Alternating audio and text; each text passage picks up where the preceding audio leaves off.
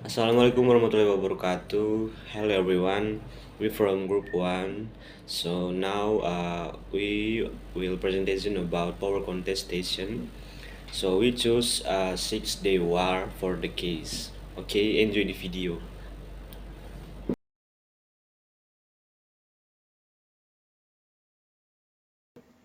Before we jump to the topic, of course, it's important for us to understand what's the meaning behind power contestation itself. So, my name is Natasha Yuvartika, and I'm here to explain the concept of power contestation that leads to a war. So, in IR, power means the ability of an individual or a community to make others do what they would have them do. And contestation in IR means a process of disputing something, or basically, it is an act of objection to specific issues. In this case, power. So, therefore, a power contestation means disputing certain power and trying to win the power over the disputed one.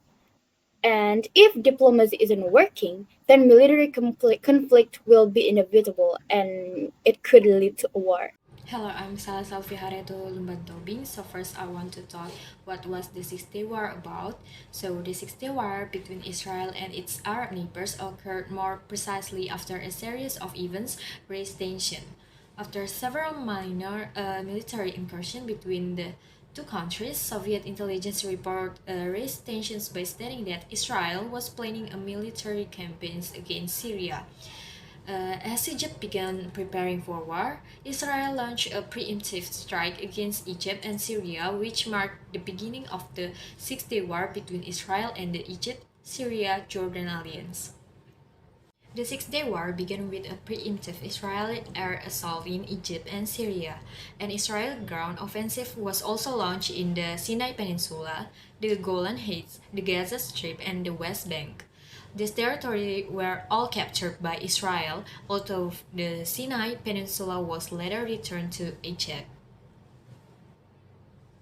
The war took place from June 5 to 10 in 1967, and the Six-Day War or Arab-Israeli War was between Israel and the Arab countries of Egypt, Syria, and Jordan. The beginning of the conflict was due to decades of political and military tension between Israel and the Arab countries due to disputes surrounding the establishment of Israel that led to the war in 1948 and the Suez Crisis in 1956.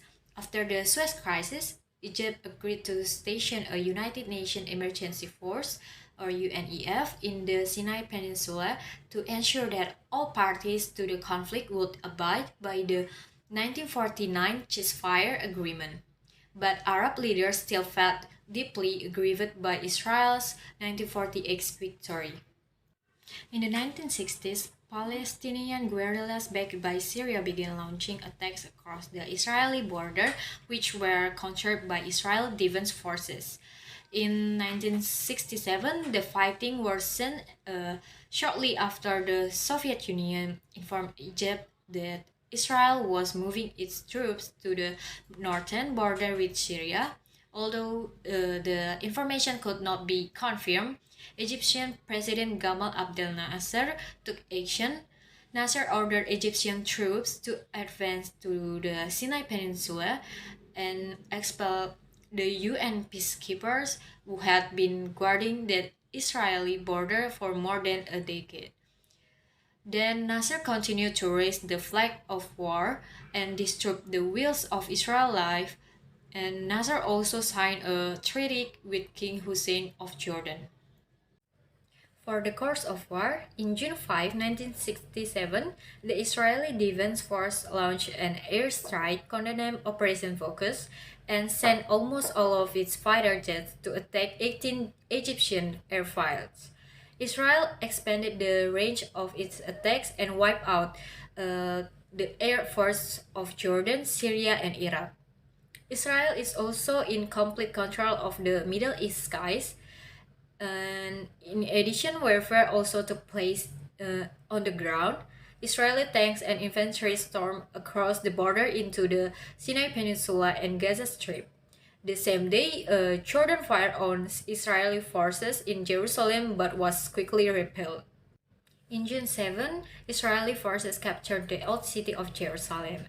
In June 9, Israeli bombing raids. Israel began attacking the Golan Heights in Syria, and the next day it was captured. The area's proximity to Damascus capital made the situation worse. Finally, Egypt and Israel signed a ceasefire on June 9, while the one in Syria was formalized on June 11. In June 10, the Six-Day War ended after the UN proposed a ceasefire. It marked the end of the Six-Day War with victory on Israel's side. The Six-Day War ended with Israel capturing the Sinai Peninsula, the Golan Heights, the Gaza Strip, and the West Bank, including East Jerusalem. Of this, only the Sinai Peninsula was returned per the Israel-Egypt Camp David Accords peace treaty, while Israel formally annexed the Golan Heights and East Jerusalem. Meanwhile, the Gaza Strip and the West Bank were occupied by the Israeli military. At the same time, the Palestinians sought to establish an independent Palestinian state in those territories, and the political status of Jerusalem remained. Now I want to talk about the aftermath. So the first is Israel occupied territory. On June 11, Israel signed an armistice agreement and acquired the Gaza Strip, the Sinai Peninsula, the West Bank including East Jerusalem, and the Golan Heights.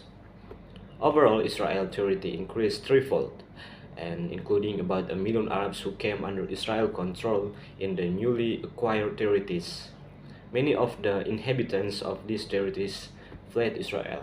So the second is fatalities. The Six-Day War had paralyzed the military strength of Egypt, Syria, and Jordan because Israel managed to kill about 20,000 of their soldiers and only lost less than 1,000 soldiers. And Egypt lost 80% of their military equipment. And 10,000 soldiers died and 1,500 were killed. 5,000 soldiers and 5 commanders were captured, and 20,000 were injured. And Jordan suffered a death toll about 700 and some 20,000 to 2,500 injured. Syria lost 2,500 people and 5,000 injured.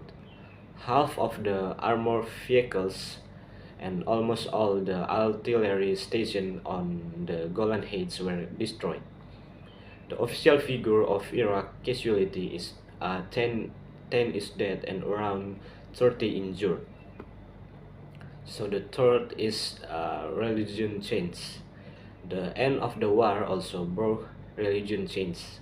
Under Jordan rule, Jews and Christians were barred from entering the holy city of Jerusalem, which is including the Wailing Wall, the holy city for Jews, since the destruction of their temple.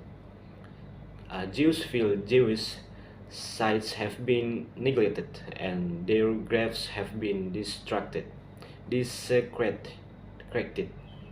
And after being controlled by Israel, the prohibition was reversed. Israel make it difficult for Muslim youths who want to worship at the Al-Aqsa Mosque for security reasons, and only the elderly and children are allowed, even though the Al-Aqsa Mosque is instructed under the supervision of Muslim Waqaf, and Jews are prohibited from worshipping there. And then the last is a political change. So for the political change, influence of the Six-Day War of 1976 was enormous. Israel has shown that Israel is not only capable but also willing to launch strategic attacks that can change the balance of the regions. Okay. Okay, before we jump to explanation, let me introduce myself. My name is Agina Konita, and I will explain about the aftermath of 6 days war.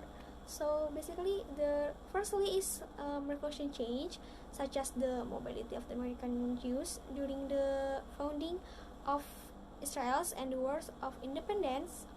followed by substantial decline in engagement with the Jewish state during the 1915s to 1916s.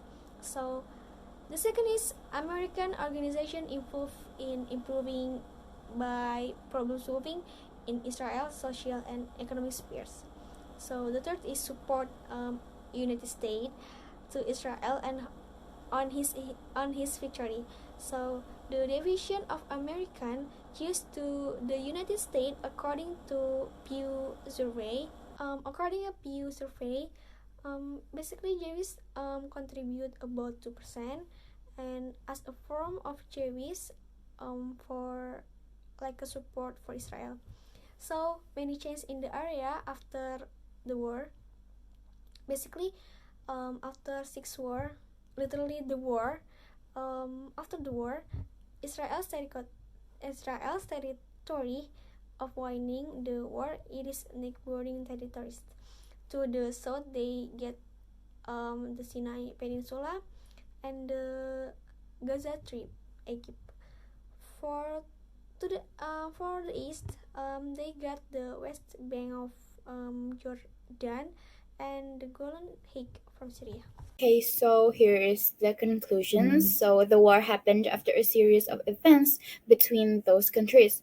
So basically, 6 Days War isn't something that happened all of a sudden because Arabs and Israel has been going through a lot of conflicts before.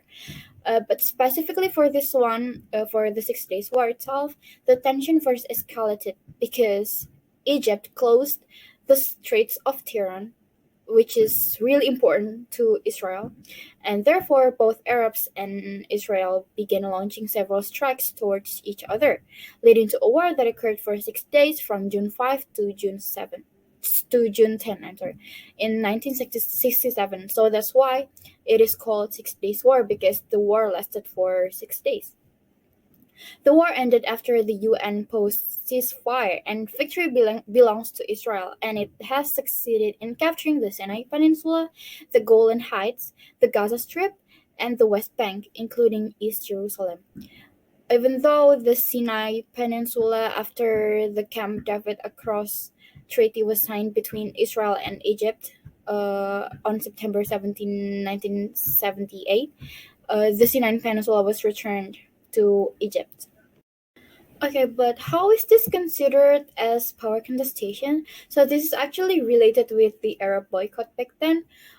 First thing, Egypt's blockade of the Straits of Tiran was one of Arab League's attempts in boycotting Israel.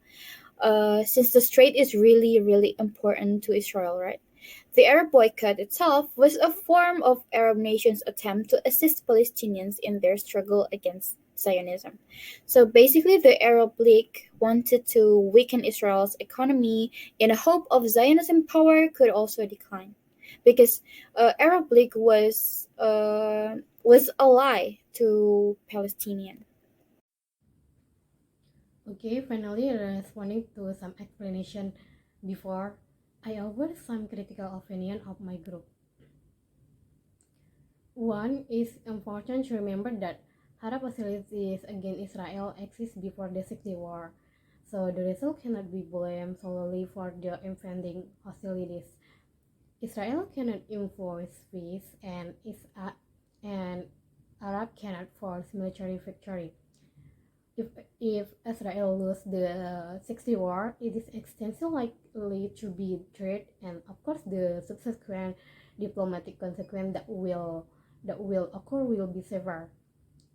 And then the second one, the 60 war not only changed Middle East politics, but the 60 war also changed religion in a way that will reverberate far beyond the region. The outcome of the war infected the way Islam was expressed in the West Bank and Gaza Strip, and create a new opening for political Islamism in the Arab world. Israel and its Arab neighbor have every reason for hatred or mutual suspicion, but the Cold War in the 1950 and 1960 added extra fuel.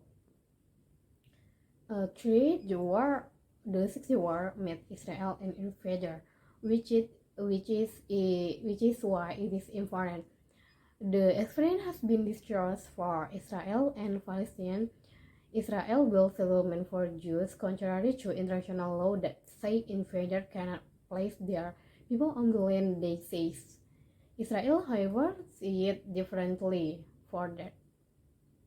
And then, for modern warfare cannot be won by a side that has no air superiority, because the victory from Israel in 60 war is one of the biggest factor is the strength of the air force that Israel has and use. 5. In many ways, in the 60 war changed everything, but has a little change too. Why? Because Israel controls a large amount of territory, but the final disposition of most of it had not yet been agreed upon.